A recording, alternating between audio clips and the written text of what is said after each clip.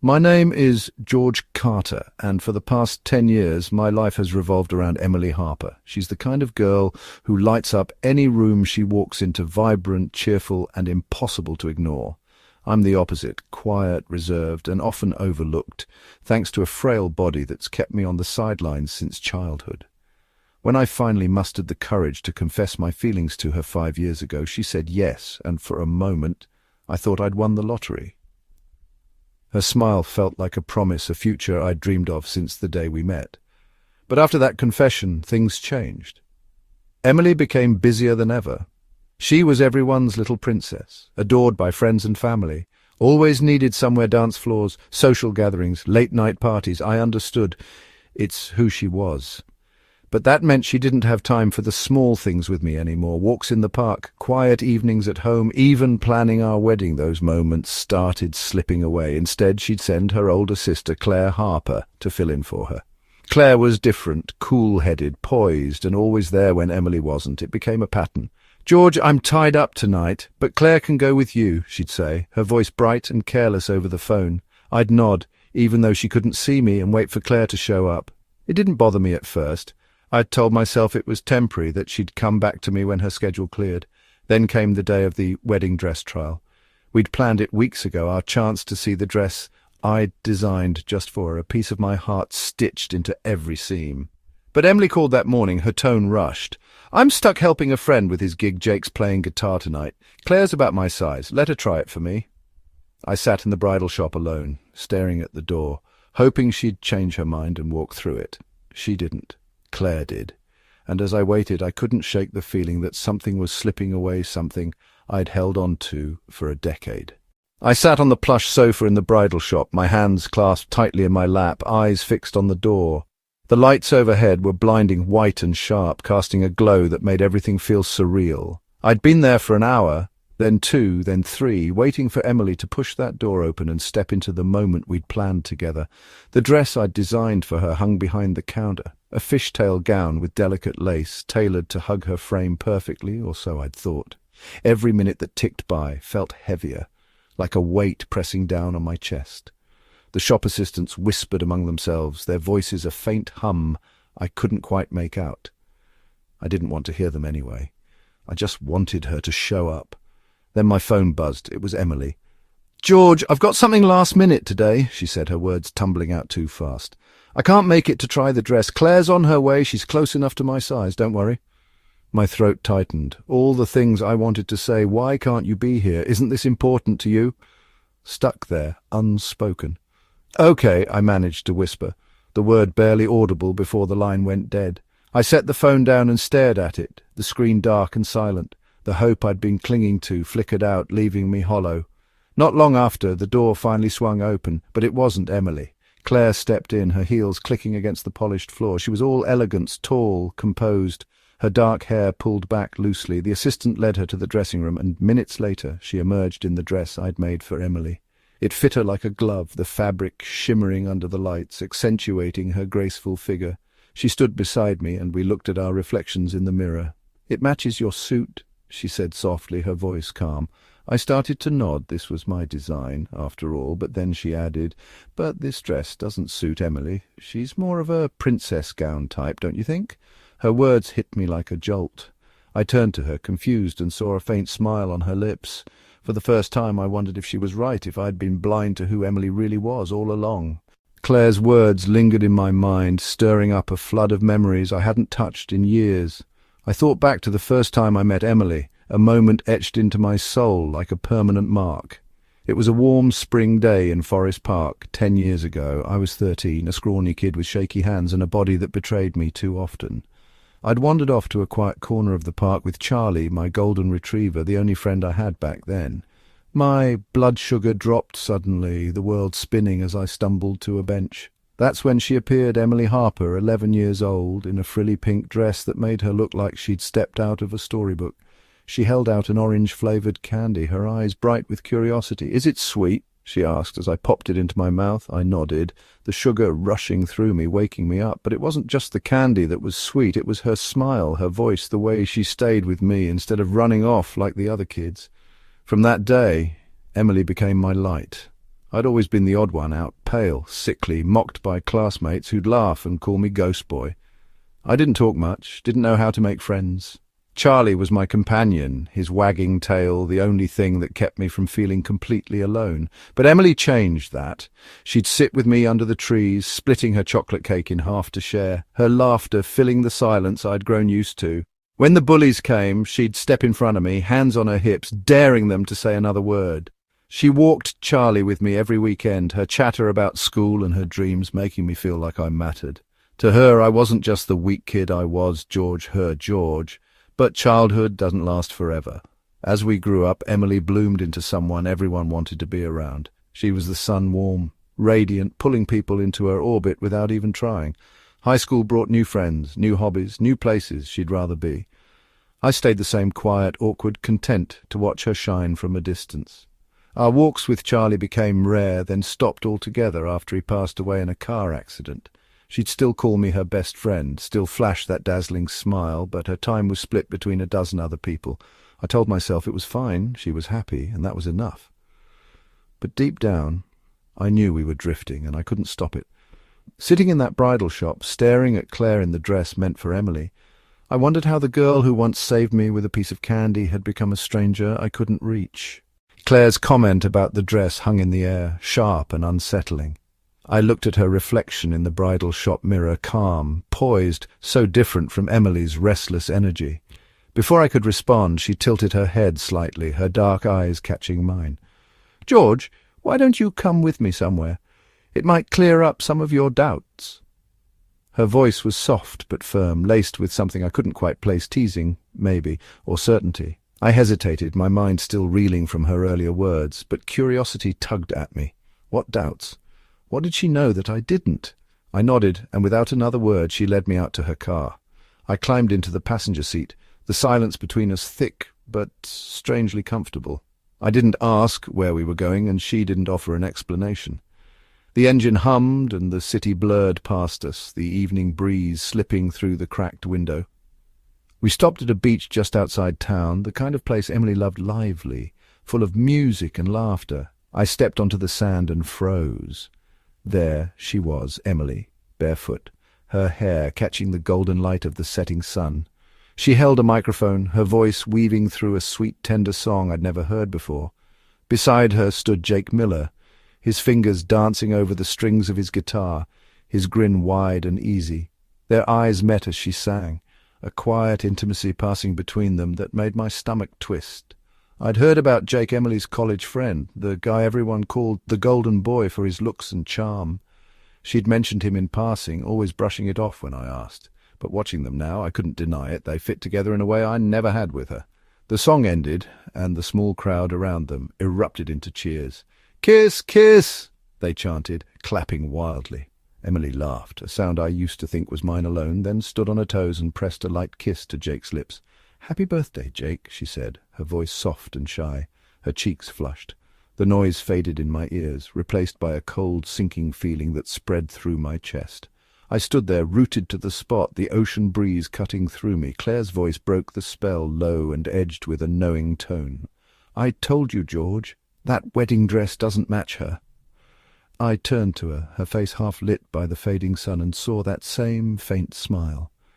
She didn't need to say more, I understood. Emily wasn't just busy, she was somewhere else, with someone else, living a life I wasn't part of. "Let's go," I said, my voice steady despite the ache inside. Claire raised an eyebrow, surprised. "You're not going to ask her anything?" I shook my head. Knowing the answer is enough. I'd known it for a while, hadn't I? Every missed call, every excuse, it all pointed to Jake. The drive back from the beach was quiet, the hum of the car engine the only sound between me and Claire. I stared out the window, the image of Emily kissing Jake burned into my mind, playing over and over like a song I couldn't turn off. Hours later, well past midnight, a knock jolted me from my thoughts. I opened the door and there she was, Emily, standing in the dim glow of my porch light. She'd swapped her blue beach skirt for a white dress that flared out like a princess gown, a strawberry cake in her hands. "Good George," she said, her voice bright and teasing as she stood on her toes to hug me. "Did you miss me?" Her arms looped around my neck, familiar and warm, but I couldn't bring myself to hold her back. She didn't notice, breezing past me into the house like nothing had changed. She set the cake on the table, cutting a slice and sliding it toward me with that same radiant smile I'd fallen for years ago. I sat across from her, staring at the pink frosting, the sweetness of it suddenly too much. "Is this Jake's birthday cake?" I asked, my voice quieter than I meant it to be. Emily froze, her fork halfway to her mouth. Her eyes widened, then darted away, her face paling. "George, let me explain," she started, but I cut her off. "Explain what? That you ditched our wedding dress appointment for Jake's birthday, or that I saw you kiss him on the beach?" She flinched, her hands trembling as she set the fork down. I looked past her to the full moon hanging outside the window, its light cold and distant. "You forgot, didn't you? Today's our 5-year anniversary." Her silence was answer enough. I'd picked this day for the dress fitting on purpose, a romantic milestone to celebrate us. But she'd been somewhere else, with someone else. "George, I'm sorry," she whispered, reaching for my hand. I pulled back, watching her fingers hover in the air before falling limp to the table. "Willow Emily," I corrected myself, my voice steady despite the ache tearing through me. "Let's break up. 5 years ago we chose each other under a spring sky, but today, 5 years later, your heart's not here anymore. It's with him, isn't it?" She stared at me, tears welling up, her lips parting as if to protest. But I kept going. "You've left me behind too many times. Our love's not pure anymore. It's tangled in excuses and half-truths. We should let it go." She sat there, stunned, her eyes red and glassy. Then she stood unsteady, avoiding my gaze. "George, I'll go," she murmured. "I'll come back when you've calmed down." She hurried out, her shadow fading into the night as the door clicked shut behind her. I didn't move, didn't call after her. The house was silent, the cake untouched, the moon still watching. 5 years of us slipped away in that moment, and all I could feel was the weight of what we'd lost, and the strange calm of knowing it was over. The days after the breakup blurred together, a haze of silence and half-finished sketches scattered across my desk. Emily didn't come back, and I didn't expect her to.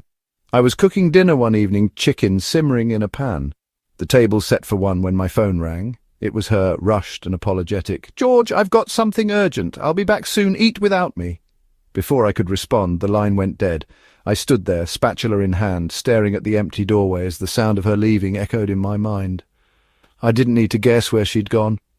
The food grew cold, and I sat at the table alone, the meal I'd made for us turning into another reminder of her absence. Hours passed, the clock ticking past 10, then 11. Then came a knock. It wasn't Emily. Claire stood there, a bottle of champagne in her hand, her dark curls catching the porch light.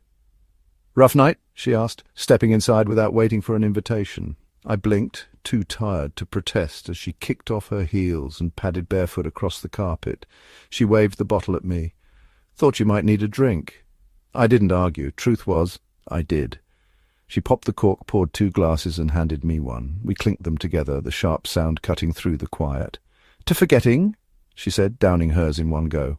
I followed, the bubbles burning down my throat. "Emily's with Jake again," I muttered, more to myself than to her. Claire nodded, not surprised. "I heard the call. Something about him being sick, refusing the hospital.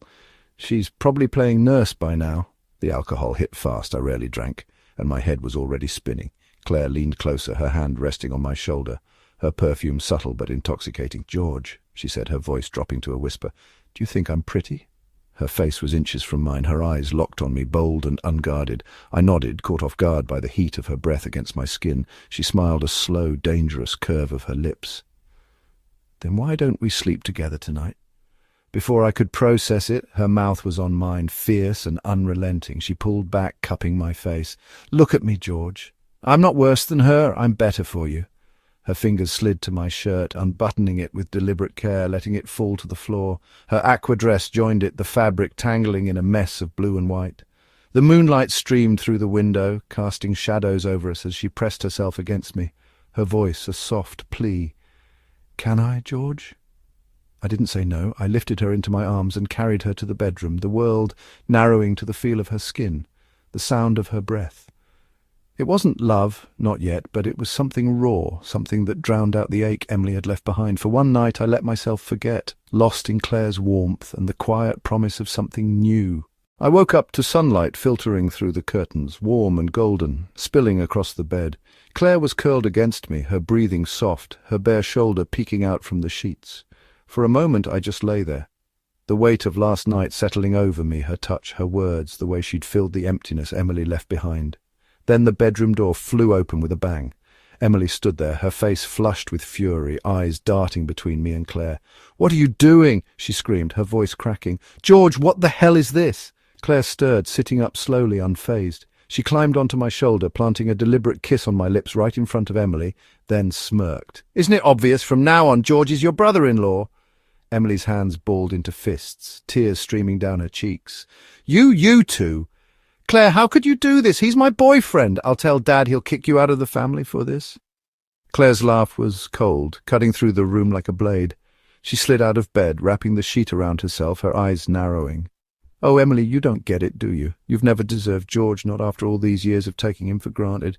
You sent me to replace you over and over, hospital visits, dress fittings, even his design dinners. Well, now I'm replacing you for good." She paused, her voice dropping to a venomous whisper. "And let's be clear, we're not sisters. We're half-sisters, same dad, different mums. The Harper family, it's my mother's legacy, not yours or your home-wrecker mum's." The air went still, Emily's sobs the only sound. I could see Claire's hand trembling under the sheet as she spoke, especially when she mentioned her mother. Emily turned to me, her face crumpled with hurt. "George, she's lying! She seduced you to get back at me, at my mum. She doesn't even like you." I stood, pulling on my pants, and faced her. "Emily, we're done. I told you that last night. This isn't about Claire, it's about us. You couldn't let go of Jake, and I couldn't keep waiting." She shook her head, screaming, "You're mine, George, no one else's!" before storming out, slamming the door behind her. Claire stepped closer, her arms slipping around me from behind. "George," she whispered, but I pulled away, handing her a dress from the chair. "You got what you wanted, Claire." She frowned, her voice sharp. "I didn't use you. I meant it. I'm serious about you." She reached for my hand, her fingers cold against mine. "Believe me, George." I looked into her eyes, clear, earnest, no trace of deceit, or so I thought. I pulled back, stepping away as the sunlight fractured through the gauze curtains. Later, she sat me down and told me everything. Her mother died when she was 5, a car accident she'd mourned for weeks beside the coffin. 3 months later, her father brought home Emily's mum and Emily, his mistress and daughter, from an affair. Claire overheard them years later, laughing about how they'd staged the crash to steal her mother's inheritance, the Harper estate, the company, all of it. She'd been a child then, powerless, forced to bury her hate and play nice. She worked harder than anyone, clawing her way up to general manager, all to reclaim what was hers. As she spoke, her voice broke, tears glistening in her eyes. "I've loved you longer than she ever did, George," she said. "I just never had the chance to show it, until now." Claire left that morning, her confession hanging heavy in the air. I didn't know what to believe. Her words felt real, but doubt gnawed at me. Was I just a pawn in her feud with Emily? I threw myself into work, sketching designs until my hands ached, trying to outrun the mess of my heart. Weeks passed, the silence between me and Emily stretching thin. Then one afternoon, my doorbell rang. I opened it to find her standing there, Jake Miller beside her. She looked different, worn, dark circles under her eyes, her usual sparkle dimmed. Jake, still in his ripped jeans and easy grin, stepped forward first. "George, I know you've got the wrong idea about me and Emily," he said, his tone earnest.